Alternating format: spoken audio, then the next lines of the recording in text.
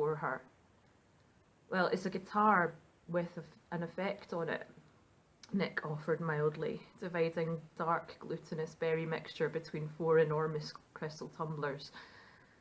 I watched as the girl swivelled her petite body slowly clockwise on her stool. Having been crossed daintily all evening in the direction of Ryan, her legs now opened like a rare pale flower towards Nick. Despite the dark marble bar that stood between their physical forms, her body language had spoken its whispered invitation. Ryan looked briefly panic-stricken, then made a repulsive lip-smacking gesture I assumed was intended as more of a swashbuckling scoff. I think not. This was the 80s, son. I don't think they were making guitars sound like bagpipes in the 80s somehow. No, I don't think so, somehow. Don't think so, son. Nick, ignoring this, leant into the bar to further the craft of his luminous gin brambles. The deep violet lighting of the back cave caught his face, bringing out the planes and angles which had been until now obscured by shadow. Presently, chopping blackberries with an enormous silver knife, he raised a hand to wipe his chin, leaving a vivid trail of liquid along his jawline. The pixie's petals bloomed further.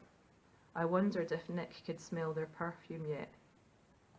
Well, it's an 80s Fender, he said mildly, with an 80s EBO on it, recorded on an 80s Synclavier. Synclavier? I don't know how to pronounce it. He grinned very briefly at the girl, ignoring Ryan completely in flagrant and quite hilarious disregard of the fact that the entirety of the spoken conversation had been between two men. Despite his formidable looks, Nick's smile was boyish, would have been innocent even, if it wasn't for the pointed white canines which now caught the gleam of the slowly revolving disco ball casting its glitter over the huge room. The effect was quite alarming. Synths, he finished, cheerful. The fairy girl giggled, delighted. Ryan's displeasure was complete. They're fucking bagpipes. Scottish band, the church. Hence, bagpipes. Nick smiled at him, then the girl, then shrugged briefly, dressing his glasses with creme de mure.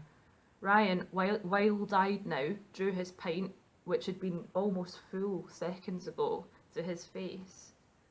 From my vantage point nearby, I noticed with a quick thrill that the glass was now empty, save for the inch of foamy dregs now swelling like sea suds towards his lips. In his confusion, Ryan leant so far backwards to catch the booze that he fell quite spectacularly from his stool onto the floor. In the ensuing chaos, Nick signalled quickly at the girl to make her escape.